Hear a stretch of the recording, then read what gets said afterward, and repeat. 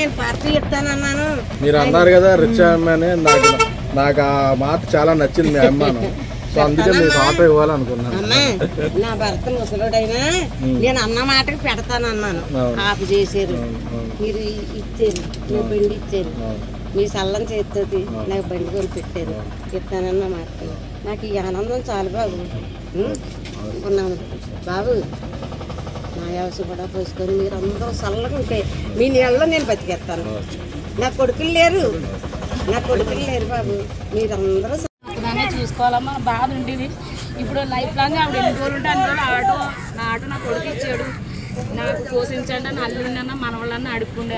అది చేసేది అది గొప్పతనం చాలా.